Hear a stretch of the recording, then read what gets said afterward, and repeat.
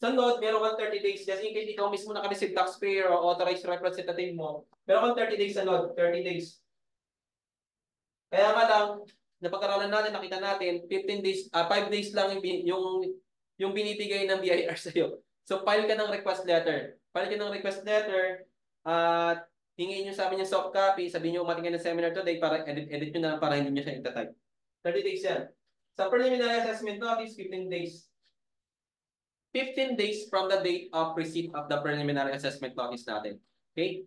Ngayon, sa pagpo-protest natin, binasa po natin yung section 228.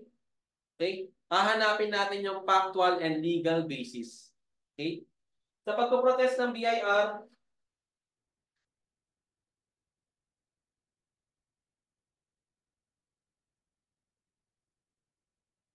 dalawa po yung protest nyo. Una, yung due process. Pwede nyo pong questionin yung due process. Kasi dito, pag na-violate yung taxpayer's right to due process, example, preliminary assessment notice, naka-receive ka, or notice of discrepancy, pero walang LOA, may violation ng taxpayer's right to due process na pwede mong i-cite dun sa protest mo, dun sa assessment, para cancel yung assessment sa iyo. So, una natin pinaprotest dyan, due process. Violation of taxpayer's right to due process. Number 2, amounts.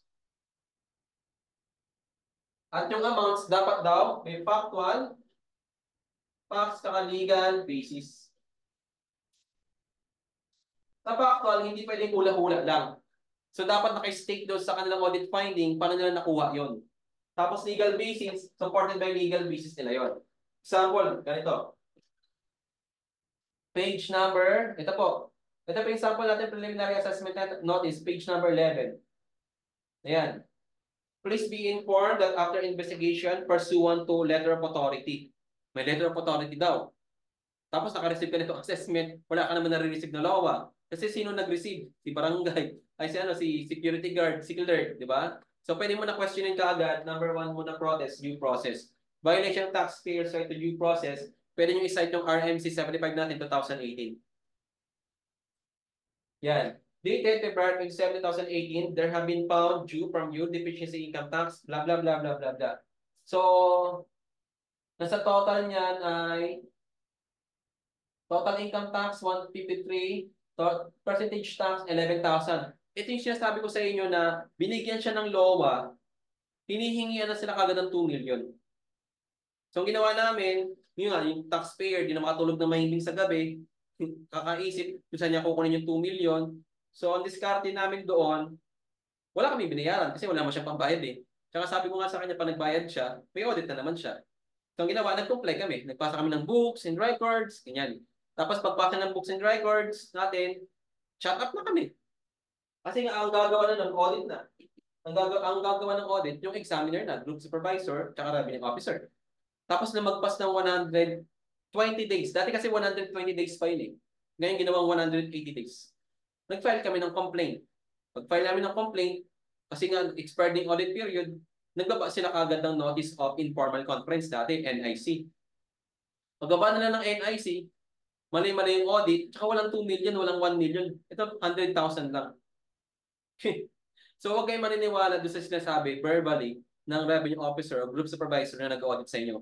Alamin nyo kung anong tama na rules sa pagdating sa tax audit at tax assessment.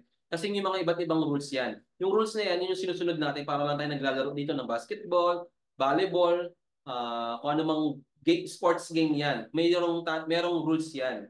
Pagdating sa tax audit and tax assessment, meron ding rules yan. Kami alam namin yung rules tsaka na-encounter namin yan. So kung alam mo yung rules, nalalaro mo siya. Nalalaro mo siya, confident ka. Confident ka kung saan siya tatakbo. Confident ka kung saan napapunta yung tax audit and assessment sa'yo ng BIR. Confident ka kung anong gagawin mo. Yung mga diskarte na tinuturo namin sa inyo, na-encounter din namin yan, ina-apply din natin yan. Okay? Example, yung taxpayer dito sa Zambales. Final assessment notice na binigyan siya. Pero walang LOA, walang notice of discrepancy, walang preliminary assessment notice. So, anong ginawa namin? Pinurotest namin yung due process. Due process, violation of taxpayers' right to due process kasi walang LOA, walang NOD, walang preliminary. Nag-jump ng final assessment notice. Bakit anong nangyari? Yung LOA, ang nag-receive yata security guard. Yung note, tsaka preliminary, ano yata, parang security guard pa rin. Eh, yung security guard, alam niyo naman yan, hindi naman empleyado yan ng kumpanya. Diba? Security agency yan eh. Papalit-palit minsan yan, papalit-palit. Tapos minsan, yung letter na binigay sa kanila, talagang hindi binigay sa taxpayer. Taxpayer. Hindi na-receive ng taxpayer. So, ang nangyari dito, final assessment notice sa kanya, tinawagan daw siya, ang babayaran niya lang daw yung withholding tax. Pero sabi ko nga, wag niyo pagkatiwalaan yung verbal. So kung gusto niyo gusto pabayaran ng BIR yung withholding tax kasi malaki yung sinisingil, may income tax, may value added tax, million-million yun. Nasa 20M yata, 20M. 20M. So yung withholding tax nasa 100,000 lang. Kung gusto pabayaran ng BIR yung withholding tax na, dapat in writing pa rin yun. Not verbally, in writing pa rin. Okay? So, sabi sa taxpayer, do not accept the verbal proposal kasi nga, walang visa yun. Ang may visa yung in writing, nasusulat. Okay? So, preliminary assessment notice, check natin yung factual and legal basis. Ito, nasa 100,000 lang. Dati siyang 2 million daw, 100,000 lang. Ginagawa tayong loko-loko, inutil ng BIR examiner na kaharap natin, na nag-audit sa atin. Kasi ang alam nila, ang taxpayer, walang alam yan. Tax. Tingnan niyo po ito. So, sa pagpo-protest po, uunahin niyo muna yung due process. Due process, walang LOA. Due process, walang nod, walang pirma. Wala kang na-receive na nod. Due process yon. Violation of taxpayers' right to due process yon. After niyo po i-protest yung due process, next niyo i-protest yung amount. Sa amount, merong factual dapat tsaka legal basis. Sabi ng section 228 na binasa natin kanina. Diba? The assessment must have factual and legal basis. Otherwise, the assessment is void. So, tingnan po natin.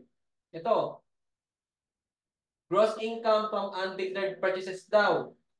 Kapag pag-protest ng amount, per audit finding tayo.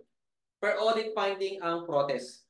Income tax type, example, this one.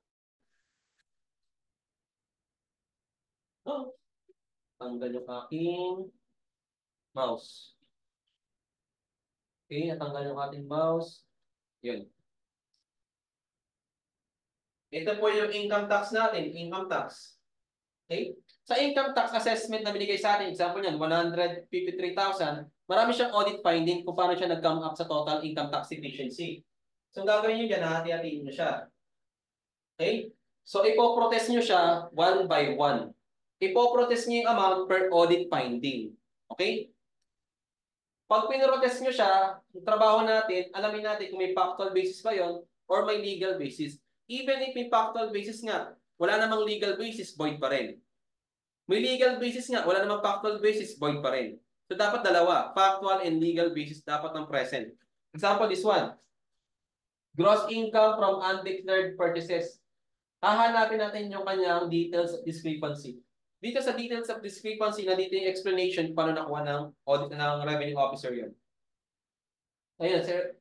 Number one, letter A. Reconciliation daw ng purchase mo per audit and financial statement revealed a discrepancy amounting to 11,542.80. This was gross up. Okay? Gross up niya raw. Gross up using cost ratio of 76% and multiplied by gross profit rate of 24%, resulting to undeclared income of 3,645.09. Meron kang gross income daw kasi may undeclared kang purchases. Tama po ba yun? Tama po ba? May legal basis po ba na sinasabi na ang purchases, ang gross income ay based on purchases? Di ba sabi ang gross income dapat meron kang sales activity, di ba? Meron kang nabenta, di ba? Yan. So, wala pong legal basis yung income tax niya ng audit finding dito. Okay? Besides, tignan niyo yung letter A niya. Wala siyang binanggit mismo na legal basis. Even if meron tayong factual basis na may undeclared purchases, pero wala naman kasing factual legal basis na i-cross up mo yung undeclared purchases o yung undeclared purchases mismo ay subject sa income tax. Wala pong ganun. Ang income tax assessment po natin ay based on nakabenta yung taxpayer, tama? May sales activity tayo. Nakareceive siya ng income, actually constructively. Pangatlo, hindi exempted sa income tax yung income natin. Okay?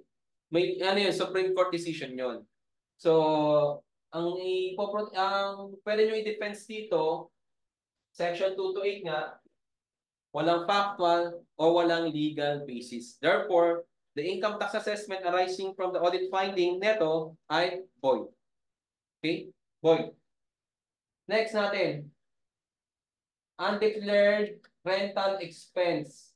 Undeclared rental expense. Ang ginawa niya sa undeclared, hindi ka nag-declared. Ibig sabihin, hindi ka nag-declared ng rental expense mo sa annual ITR mo. Bawal po ba yon? Ang pinagbabawal ng batas, yung mag-claim ka ng deduction sa income tax mo na sobra sa tama. Okay, yun ang prohibited by our law. Claiming deductions above the limit. Pero yung mag-claim ka ng deductions lower than the allowed amount or not claiming at all, hindi siya prohibited by our law. Okay? Ito pa, ang ginawa niya. Check natin. Undeclared rent expense amounting to 118,000 and per rent expense per financial statement amounting to 144,000 were not subjected to withholding tax. Thus added to taxable income pursuant to section 34K. Anong ginawa sa 140? Yung 118,000 muna tayo. Yung 118,000 undeclared siya rent expense. So yung rent expense mismo, hindi siya source ng taxable income. Subject to income tax. Kasi wala ka naman nabenta doon. Tama? Wala ka naman nabenta doon. Para maging subject siya sa income tax, dapat ay meron kang benta. Tapos na-receive mo yung benta mo actually constructively. Tapos hindi siya exempted sa income tax. Sabi ng Supreme Court natin yan. Hindi pinagbabawal ng batas yung mag-claim ka ng rent expense lower than the amount or other expense or purchases. O wag ka mag-claim at all. Ang pinagbabawal, mag-claim ka ng amount ng deductions higher. Okay? So walang legal basis pa rin. Yung 118,000 pesos niya. Next natin 144. Tama naman yung 144,000. Yung disallowed yung rental. Madi-disallowed talaga yung expense natin kasi walang corresponding na withholding tax. Pero under po ng ease paying taxes natin, di ba? Meron tayong ease paying taxes na nirefile na, tinanggal na yung Section 34K. Pero hanggang 2023 in prior years, effective pa rin yung Section 34K na dapat may withholding tax ka. Pag wala, hindi mo na-remit sa BIR, disallowed yung expense mo or purchases mo. Hanggang 2023 lang yun because of our ex-paying taxes natin. Tama naman to. Ang problema dito, nung chinek namin yung remittance ng withholding tax ng taxpayer, meron naman siyang remittance exact amount ng 114,000 pesos. Kita mo na. Mabuti na lang may records yung taxpayer nakatabi. Nakita doon sa records na nag-remit naman yung taxpayer ng withholding tax. So hindi siya mali yung sinasabi ng ng revenue officer dito. So walang factual and legal basis yung sinasabi niya na disallowed yung rent expense mo kasi hindi ka nakapag-withhold at nag-remit. Pero based doon sa records ng taxpayer, nakapag-remit naman siya, nakapag-withhold. So, ang ginawa namin, walang factual legal basis, in-attach namin yung aming proof of payment doon sa aming protest. Okay?